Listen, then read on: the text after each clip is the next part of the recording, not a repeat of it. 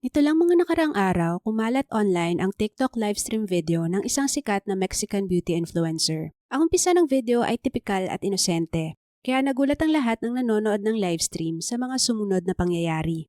Ang influencer ay biglang binaril sa kanyang tiyan at nang yumuko ang babae para tignan kung anong tumama sa kanya, nakita naman sa kamera na siya ay sunod na binaril sa kanyang ulo. Matapos nun ay unti-unting bumagsak ang katawan ng babae. Labis na nabigla ang kanyang mga viewers at ilan na nagsabi na baka daw ito ay isang prank, na sana ito ay isa lang prank.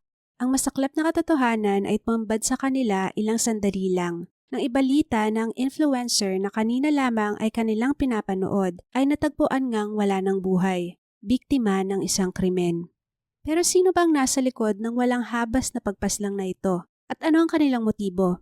Pag-usapan natin ang mga pangyayari bago ang krimen at ang mga teorya sa kaso ng pagpatay sa influencer na si Valeria Marquez. Sa edad na 23, marami ang nagsabi na kay Valeria ng lahat. Maganda, mayaman at matagumpay.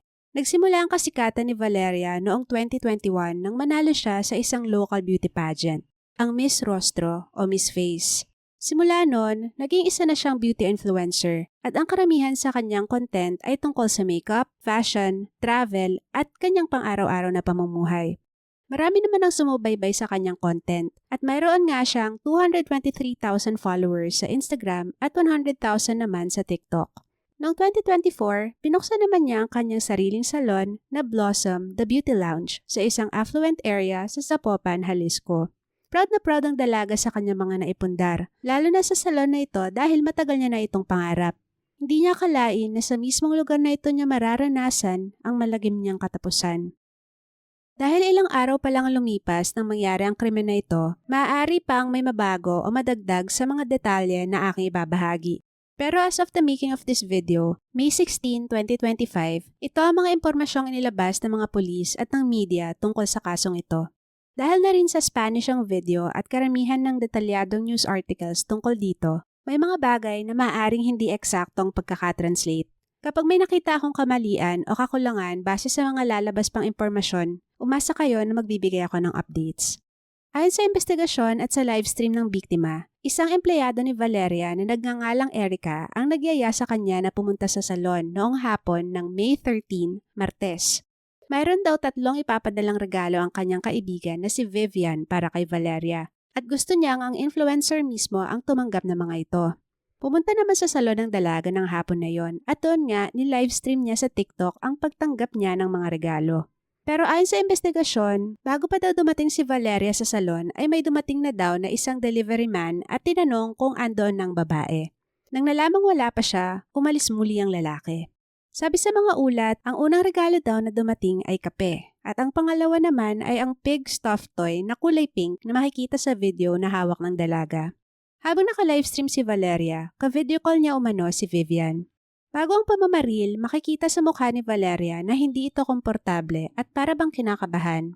Sinabi pa nito na siguro daw ay aalis na siya pero pinigilan siya ni Vivian. Nang dumating na ang magde-deliver ng ikatlong regalo, nasabi ay mamahalin daw. Nagtaka si Valeria kung bakit nakatakip ang mukha ng lalaki. Pabiro pang sabi ng dalaga, "Papatayin niya ako."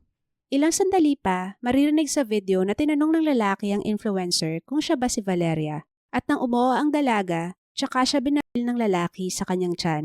Pagkatapos ay binaril siya nito ng isa pang beses sa kanya namang ulo. Pagkatapos nun ay tumakas ang lalaki sakay ng isang motorsiklo. Makikita naman sa video na matapos ang pamamaril, isang babae ang kumuha ng phone ni Valeria at hininto ang livestream. Ang babae daw na ito ay ang empleyado niyang si Erica. Ang krimen ay nangyari bandang 6:30 ng gabi at pagkatapos ay agad na nakatanggap ng tawag ang 911 at mga otoridad.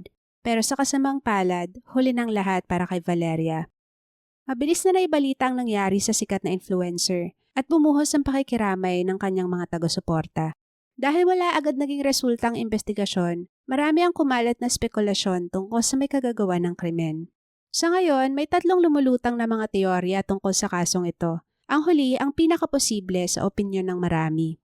Pero nais ko lang din banggitin ang pagdududa ng mga tao sa empleyado ni Valeria na si Erica. Si Erica umano ang babaeng nahagip sa video na nagpatay sa livestream. Ayon sa mga nakapanood, tila masyado daw kalmado ang babae at hindi man lang narinig na sumigaw kahit na andoon siya nang binaril si Valeria. May punto naman sila pero sa ngayon, walang basihan ng haka-hakang ito. Isa pa, maaaring na-shock lang ang babae. Iba-iba naman ang magiging reaksyon ng tao kung makakita ng ganong pangyayari sa kanilang harapan. Ang unang spekulasyon ay maaaring isa daw front ng drug cartel ang salon ni Valeria para sa mga illegal nilang transaksyon. Maaari din daw na direktang konektado ang influencer sa cartel at ang nangyari sa kanya ay may kinalaman sa koneksyon na ito. Ayon sa mga taga ron, hindi daw ito malabong mangyari dahil common lang daw ito sa parteng yon ng Mexico. Sa Jalisco namumugad ang isa sa pinakamalaking cartel sa Mexico, ang CJNG.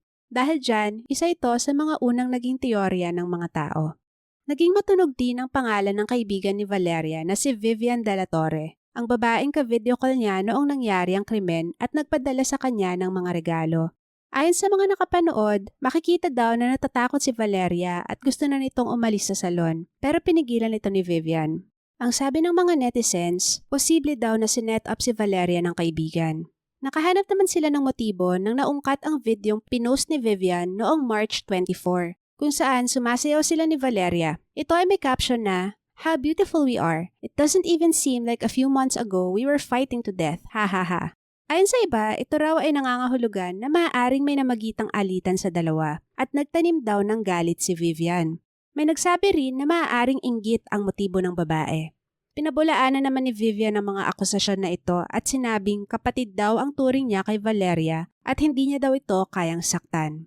Sa ngayon, hindi naman ay tinuturing ng mga investigador na person of interest ang babae. Ang huling teoryang ito ang pinakamatunog sa lahat at kung tama ang pagkakaintindi ko sa translated article na ito, isa ito sa tinitignang anggulo ng mga otoridad. Marami ang nagsasabi na may mga pahayag daw si Valeria noon na kung may mangyayaring masama sa kanya, ang gumawa daw noon ay isang lalaki na kanyang nakarelasyon o maaaring karelasyon pa rin sa kasalukuyan.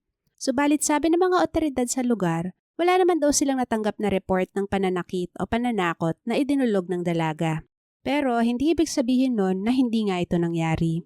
Ang lalaking tinutukoy ng influencer ay si Ricardo Ruiz Velasco, aka LRR, RR o L Tripa. Nang lumabas ang pangalan na ito, hindi na nagulat ang mga tao.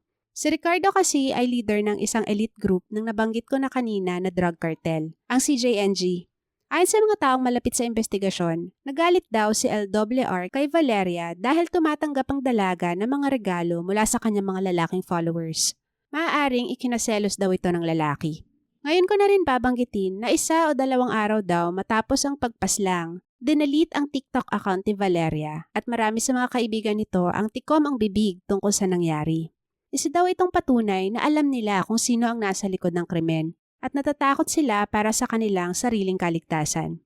Si LRR nga din pala ay idinadawit sa pagpatay kay El Pirata de Culiacan na nauna ko nang nagawan ng video.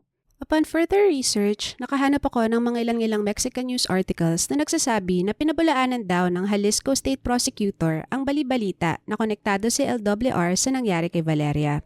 Ayon sa kanila, hindi daw formal na kasama o nabanggit ng pangalan ng cartel member sa kanilang investigasyon. Sa kabila nito, maraming tao ang hindi kumbinsido na nagiging transparent ang mga investigador tungkol sa kaso. Sa gobyernong talamak ang korupsyon at bribery, hirap ang mga tao na pagkatiwalaan ang pahayag ng mga otoridad, lalo na pagtungkol sa pagkakasangkot ng mga makapangyarihang kartel sa mga high-profile na kaso.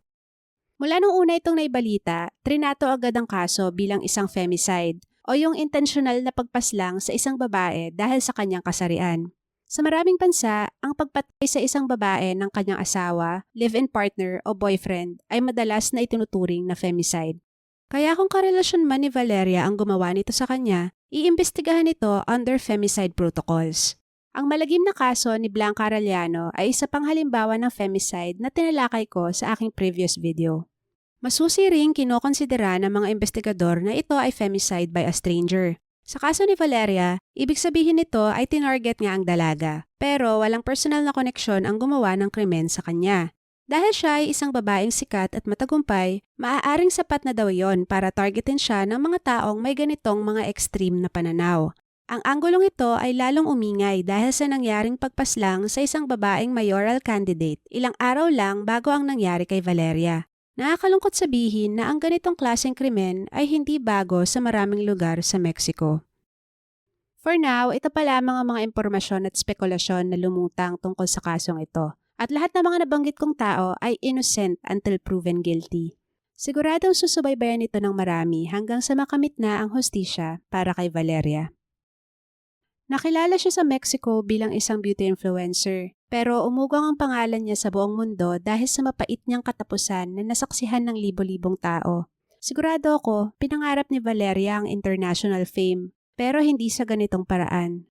Karamihan ng mga tao maaalala siya dahil sa viral niyang livestream murder, pero ang kanyang mga mahal sa buhay, maaalala siya bilang isang masayahin at mabait na tao, malapit at mapagmahal sa kanyang pamilya. At noon ngang May 15, Huwebes, hinatid nila sa kanyang huling hantungan si Valeria. Umaasang hindi magiging mailap sa kanila ang hustisya. Nagdarasal na hindi mapabilang ang nangyari sa kanya sa libo-libo pang kaso ng pagpatay sa mga kababaihan sa Mexico na hindi nabigyan ng halaga at ibinaon lang sa limot. Mayroon ka bang ibang nakalap na impormasyon tungkol sa kasong to? Marahil may teorya kayo na nais niyong i-share. Interesado akong mabasa lahat yan sa comment section. Please like, share, and subscribe. At thank you po for watching. Bye!